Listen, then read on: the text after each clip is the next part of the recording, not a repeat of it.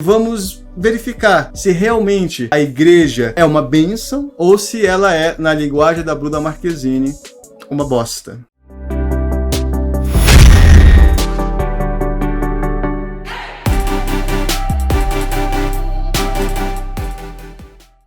Seja muito bem-vindo aos estúdios de mídia digital. Eu sou o Flávio Menezes e você está nos bastidores da existência. No vídeo de hoje, nós vamos falar de 7 transformações que a igreja fez no mundo e que você não sabia. Então, fique conosco até o final, porque eu não sou o Forrest Gump, mas também sou um contador de histórias. Poxa, já ouvi muitas mentiras, mas essa é a melhor de todas. A Bíblia vai dizer que a igreja ela é o corpo de Cristo. Isso está escrito em 1 Coríntios, capítulo 12, versículo 27. O que significa a igreja como corpo de Cristo?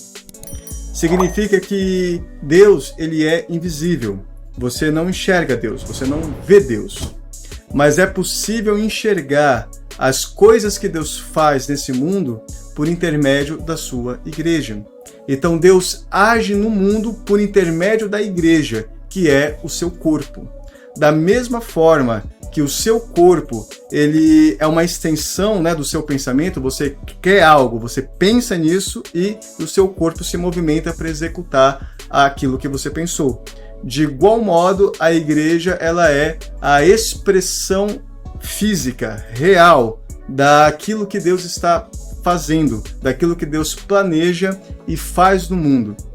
Então Deus é invisível, mas enxergamos aquilo que Deus faz e realiza no mundo por intermédio da igreja. Então, dito isso, vamos fazer uma rápida análise da movimentação da igreja na história e vamos verificar se realmente a igreja ela é uma bênção ou se ela é, na linguagem da Bruna Marquezine, uma bosta. Primeiro, a história nos mostra que a igreja deu voz às mulheres. Quando a igreja surgiu, ela nasce em um ambiente profundamente opressor para as mulheres.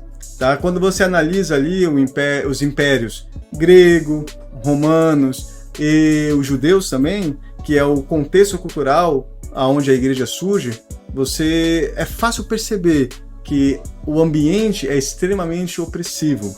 Tá? Acerca desse assunto, Sharon Jaynes vai dizer o seguinte: Sócrates afirmava que ser nascido de mulher era um castigo divino, uma vez que a mulher encontra-se na metade do caminho entre o homem e o animal.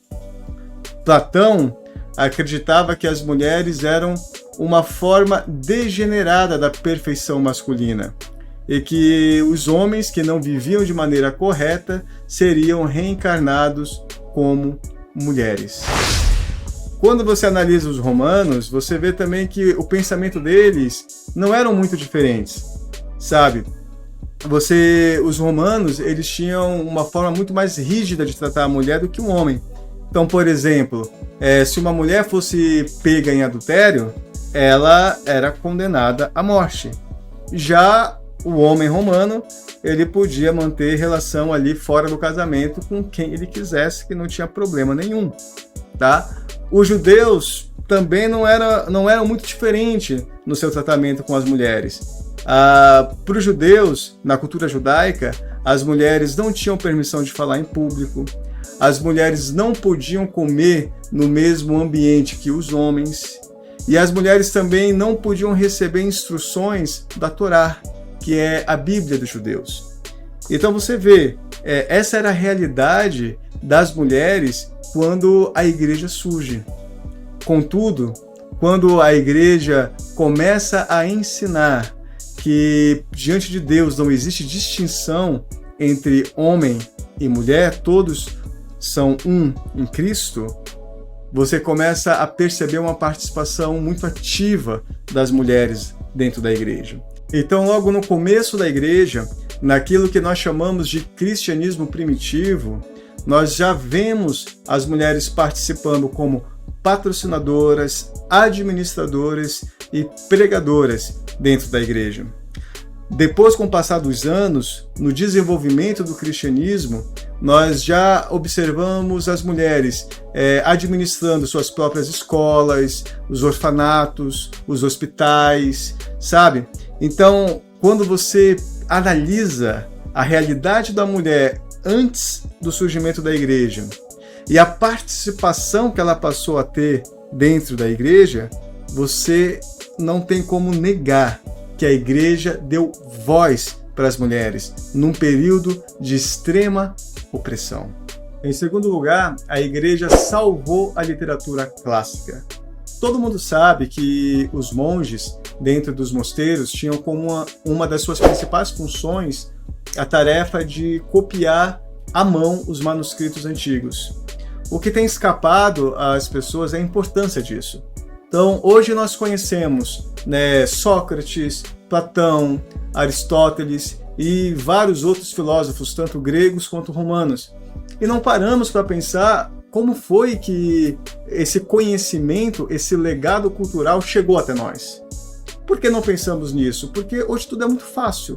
Hoje existe aí computador, impressora, máquina de escrever, sabe, a imprensa e vários outros meios que nos permitem ter um acesso muito fácil a livros, a conteúdos escritos. Mas no passado não era assim. No passado não existiam essas coisas. Então, como foi que esses documentos sobreviveram? Por que eles não se perderam com o tempo? E principalmente, por que eles não se perderam durante as guerras, as invasões dos povos bárbaros, que quando eles invadiam uma cidade do Império, eles queimavam tudo, queimavam os mosteiros e as bibliotecas, Como foi que isso não se perdeu, tanto pela ação do tempo, como pela ação dos bárbaros? A resposta está nos monges. Os monges, eles assumiram para si a responsabilidade de copiar tanto os manuscritos da Bíblia, quanto os manuscritos dos filósofos gregos, romanos, sabe? Eles que conservaram para nós esse legado cultural que hoje nós temos acesso. Se não fosse pelo trabalho deles, talvez os filósofos antigos, como Platão, Aristóteles, esses nomes, nós não teríamos nem conhecimento da existência de cada um deles, e todo o legado cultural que eles deixaram teriam se perdido para sempre, seja pela ação do tempo ou pela ação da guerra. Então esse mérito também é da igreja. Terceiro, a história nos mostra que a igreja criou a universidade. Dentro dos mosteiros, os monges eles se ocupavam muito com o ensino. Eles tinham como uma das suas tarefas também a educação.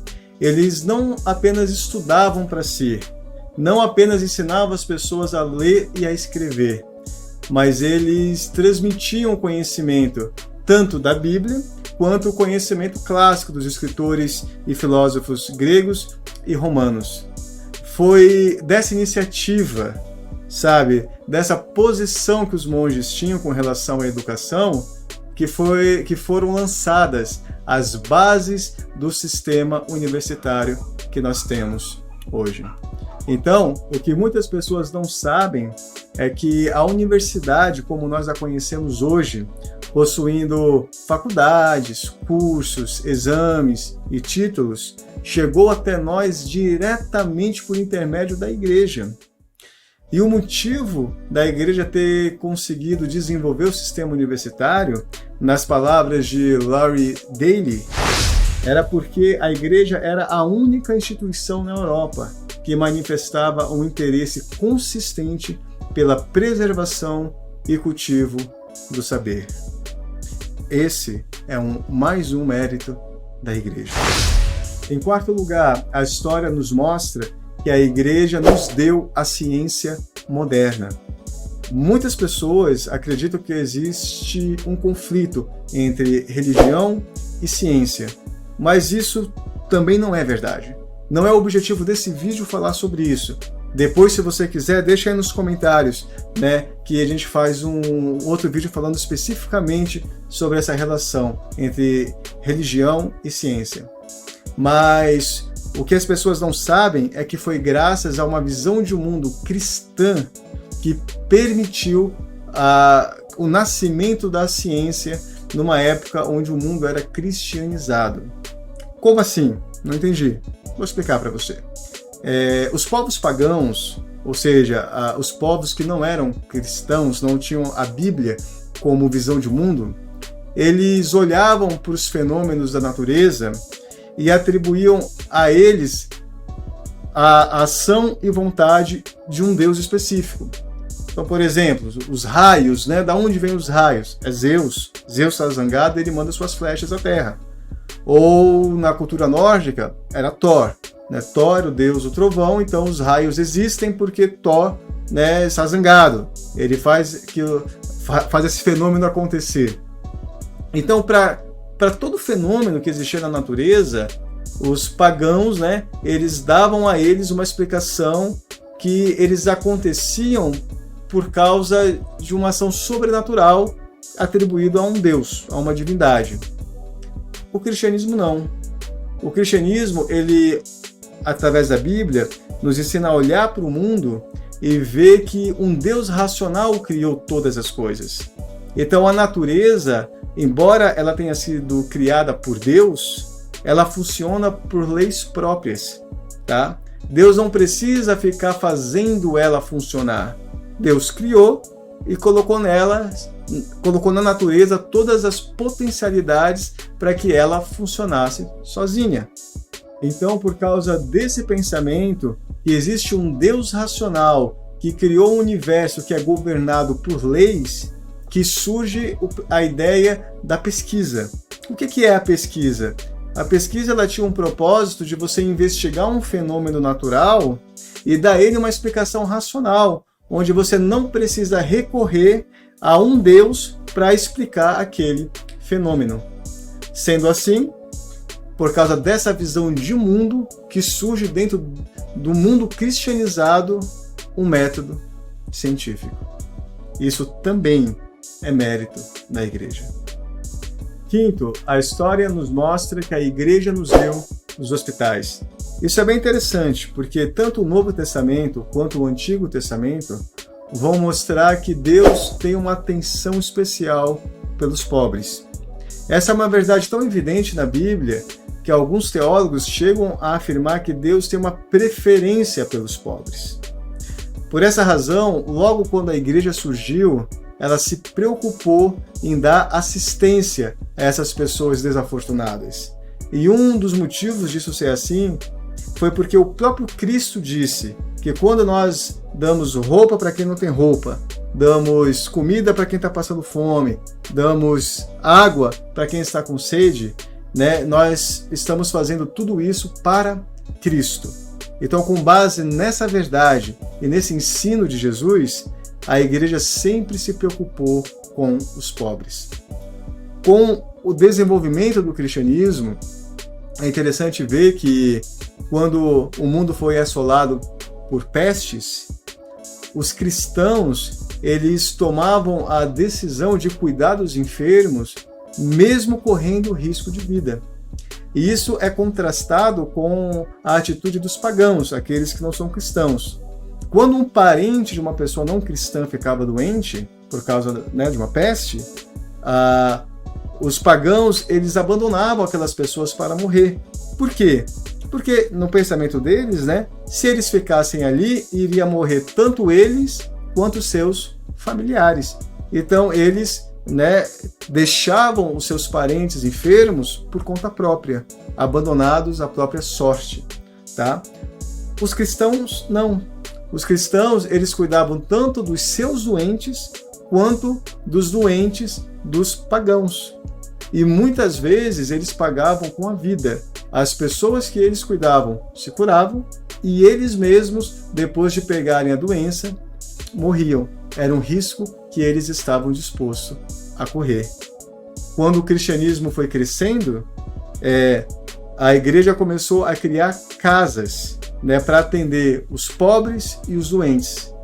Foi nesse gesto de amor, nessa atitude de criar locais para cuidar dos pobres e doentes, que surgem os hospitais, como um lugar de caridade, como um lugar de amor e serviço aos pobres. Tá? É por essa razão que hoje, ainda hoje, muitos hospitais têm nomes bíblicos e muitos hospitais são administrados por padres e freiras. Os hospitais também é mérito da igreja. Sexto, a igreja nos deu a escola pública. Martinho Lutero acreditava que todas as pessoas tinham o direito de ler a Bíblia. Então ele acreditava que ele tinha que socializar o conhecimento bíblico. Só que o que adiantava entregar a Bíblia nas mãos de uma pessoa que não sabe ler? Por essa razão, tendo em vista essa necessidade de conhecer a Bíblia, que surge a ideia de uma escola que fosse acessível e gratuita a todas as pessoas. Daqui surge o conceito da escola pública. Isso também é mérito da igreja. Sétimo, a igreja ajudou a acabar com a escravidão. Infelizmente, a escravidão é algo que sempre existiu na história. Mas foi graças à igreja, baseado no ensinamento bíblico, que diante de Deus todos nós somos iguais, que ela contribuiu para que a escravidão fosse extinguida do mundo. Foram cristãos, inspirados em valores bíblicos, que lutaram pela abolição da escravidão e colocaram fim a uma das maldades mais terríveis que a história nos mostra, que o ser humano é capaz de infligir ao seu semelhante. Isso também é mérito da igreja. Eu sei que eu passei rapidamente por cada um dos pontos que foram citados. Se eu não fizesse assim, o vídeo ficaria muito grande. Mas se você quiser saber de um ponto específico da história que eu falei a respeito da igreja, deixa aí nos comentários. Pede aí pra gente que nós vamos fazer um vídeo falando sobre isso. Mas o que eu quero ressaltar nesse vídeo é o bem que a igreja fez para a humanidade. Porque tudo que foi citado foi um bem feito para o mundo inteiro. Não foi uma coisa feita apenas para as pessoas que faziam parte da igreja. Foi o bem para a humanidade. E me falta tempo para citar outros fatos históricos, para citar outros exemplos, para que você tenha a dimensão da importância da igreja no mundo. Mas para você ter um vislumbre disso, existem muitos historiadores que dizem que a igreja, através dos seus ensinos, lançou a base sobre a qual a nossa sociedade foi erguida. Percebe a importância disso? Eu desafio você ainda hoje, nos dias atuais, a procurar na sua cidade e ver quem é que está por trás dos trabalhos sociais. Quem é que ajuda os moradores de rua? Quem são aqueles que cuidam dos órfãos? Quem tem ajudado os pobres? Se você procurar, se você investigar, você vai ver que ainda hoje existe o dedo da igreja por trás dessas coisas. Então, por causa de tudo isso que foi exposto, tudo isso que foi colocado, eu reconheço que, embora a igreja possa ser um lugar onde frustrações vão acontecer, decepções vão acontecer, porque faz parte da natureza humana, falha, decepcionar pessoas, eu não posso concordar com a Bruna Marquezine quando ela diz que a igreja é uma bosta. Eu não posso concordar com ela quando ela diz que Jesus é um cara legal e a igreja é que estraga o rolê. Porque essa é uma forma simplista de enxergar a situação.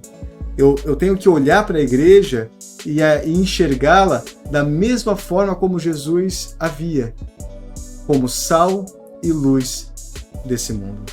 Então é isso, pessoal. Se você gostou desse vídeo, já se inscreva no canal, compartilha o vídeo nas suas redes sociais, envie no grupo da sua família, compartilhe no grupo da sua igreja, nos dê essa força, deixa o seu like, porque é graças a você que toda essa magia acontece.